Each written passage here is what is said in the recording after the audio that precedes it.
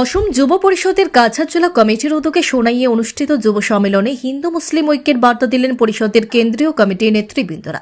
তারা বলেন, 1996 সালে সোনাই থেকে অগপ দলের প্রার্থী আনোয়ার হোসেন লস্কর জয়ী হয়েছিলেন। এবার আবার সোনাইয়ে প্রার্থী দেবে অগপ। হিন্দু মুসলিম সকলকে উন্নয়নের স্বার্থে এনডিএর প্রার্থীকে জয়ী করার আহ্বান জানান। মঙ্গলবার বিকেলে সোনাই শহরে সদ্ভাবনা মণ্ডপ প্রাঙ্গণে আয়োজিত সম্মেলনে আগামী নির্বাচনে সোনাই থেকে অগপ প্রার্থীকে বিপুল ভোটে জয়ী করে এলাকার উন্নয়ন ত্বরান্বিত করতে জনগণের প্রতি আহ্বান জানালেন যুব পরিষদের নেতারা।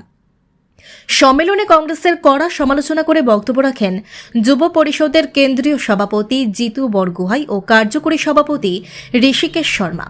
এদিন ব্লক কংগ্রেসের প্রাক্তন সাধারণ সম্পাদক মেহবুব আলম লস্কর, রফিকুল হক বড়ভূঁইয়া সহ বহু সংখ্যক যুবক অগপের যুব পরিষদে যোগদান করেন। এছাড়া অনুষ্ঠানে বক্তব্য রাখেন অগপ দলের কেন্দ্রীয় কমিটির সাংগঠনিক সম্পাদক কমরুল ইসলাম চৌধুরী, সোনাই কমিটির সভাপতি নজরুল হক লস্কর, যুব পরিষদের জেলা সভাপতি রূপম মোদক, নেকবব হোসেন লস্কর সহ অন্যান্যরা।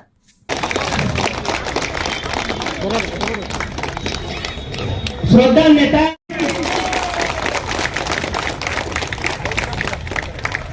যুব পরিষদের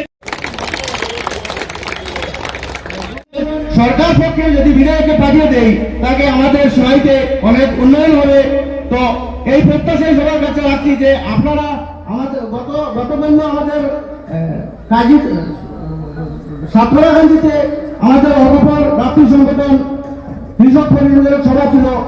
সেই সভাতেও অনেক লোক জনসমাগম হয়েছে। তো আমাদের আনন্দ লাগছে, মানুষ অসংখ্য পরিষদের প্রতি আকৃষ্ট আছেন।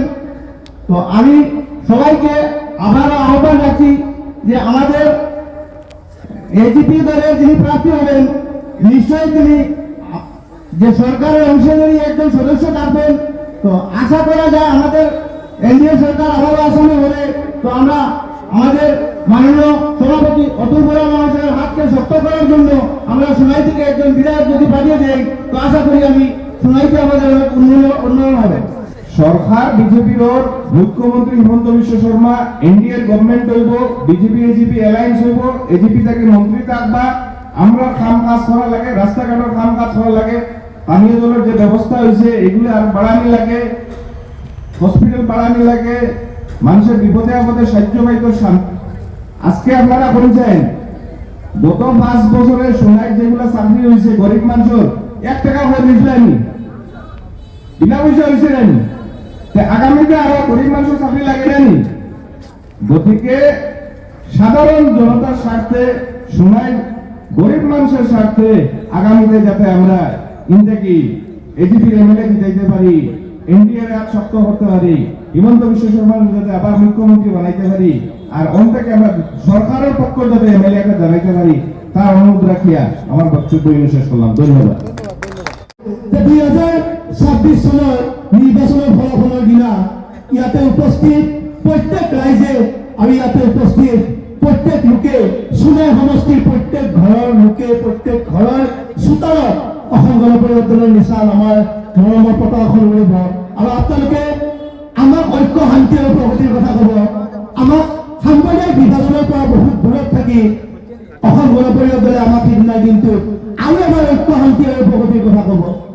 আমি আশা কৰো যে আহিব লগা দিনত সোনাইবাসী ৰাইজে এই কংগ্ৰেছ আৰু এআইডিএফৰ যি মিথ্যাচাৰ, কংগ্ৰেছ আৰু এআইডিএফে যি বিভাজনৰ ৰাজনীতিৰে ইমান দিনে আমাৰ সংখ্যালঘু সম্প্ৰদায়ৰ প্ৰত্যেকগৰাকী ভাই বন্ধু, প্ৰত্যেকগৰাকী আই মাতৃক শোষণ কৰিলে, সেই এআইডিএফ আৰু কংগ্ৰেছ দলক ইয়াৰ পৰা উৎখাত কৰি আহিব লগা সময়ত এই সোনাইবাসী ৰাইজে ঐক্য, শান্তি আৰু প্ৰগতিৰ বাৰ্তা কোৱা, ঐক্য, শান্তি আৰু প্ৰগতিৰ কথা হৃদয়ে কোৱা অসম গণ পৰিষদ দলক এই সোনাই সমষ্টিত জাগা দিব। আমি এইবাৰ সোনাই সমষ্টিত ভাৰতৰ বিভিন্ন ঠাইত হোৱা 7খন IITৰ কথা কম। আমি কম যে 7খন IITৰ পিছত 8 নম্বৰ IITখন সোনাই সমষ্টিত লাগে। আমি এইবাৰ 16খন IITৰ কথা কম। আমি কম যে 16খন IIT যেনেকৈ ভাৰত চৰকাৰে ভাৰতৰ বিভিন্ন প্ৰান্তত দিছে, 17 নম্বৰ IITখন আমাক সোনাইত দিব লাগে। আপনারাও বিনা বিনামূলীয়াকে চাউল দিয়ে, 100 টকাত দালি দিয়ে, 100 টকাত চেনি দিয়ে, 100 টকাত আপোনালোকক মিঠাতেলো দিম বুলি এই চৰকাৰখনে কৈ থৈছে। আগতে কিন্তু কোৱা নাছিল। গতিকে এই চৰকাৰখনৰ দিনত আমি মুছলমান মানুহখিনি শংকিত হ'ব নালাগে। আপোনালোক শংকিত নহ'ব। ভোটাধিকাৰ আছে, পেন কাৰ্ড আছে, আই কাৰ্ড আছে, চব আছে আপোনালোকৰ। গতিকে আপোনালোকক কোনো ক্ষতি কৰিব নোৱাৰে, খালি আপোনালোকে চৰকাৰৰ পক্ষত থাকক। কংগ্ৰেছ কৰি লাভ নাই। কংগ্ৰেছে 60 বছৰে মুছলমানৰ মানুহক এটা বদনাম দি থৈ গ'ল। সেই বদনামটো হ'ল যে মুছলমান মানুহবিলাক বিদেশী। এই কংগ্ৰেছে যদি 60 বছৰে আপোনালোকৰ কথা চিন্তা কৰিল হয়, তেনেহ'লে আপোনালোকৰ এই দশা কেতিয়াও নহ'ল হয়। গতিকে আপোনালোকে এইবিলাক কথা চিন্তা বাদ দিয়ক। ইউডিএফৰ কথা চিন্তা বাদ দিয়ক। ইউডিএফৰ কথা মই কি ক'ম? ভোটৰ দিন আজমল, ইলেকশ্যন আহিব, হেলিকপ্টাৰত আহিব, তাৰপিছত ডুবাই গুচি যাব। বাকী ইয়াত থকা যিসকল দুখীয়া মুছলমান মানুহবিলাক আছে, তেওঁলোকে কাম কৰি হাজিৰা কৰি খাব লাগে। আজি তেওঁলোকৰ বিপদৰ, মুছলমান মানুহৰ বিপদৰ সময়ত ভোটৰ দিন আজমলহঁতৰ নিচিনা মানুহে মাত নামাতে। তেওঁলোক কেৱল মাত্ৰ ইলেকশ্যন আহিলে তেওঁলোকে একদম ডাঙৰ ডাঙৰ কথা ক'ব, জোনাফৰ কথা ক'ব, কোৰাণৰ কথা ক'ব, ডাঙৰ ডাঙৰ কথা ক'ব আপোনালোকৰ ওচৰত। এইবিলাকত ভুল নাযাব।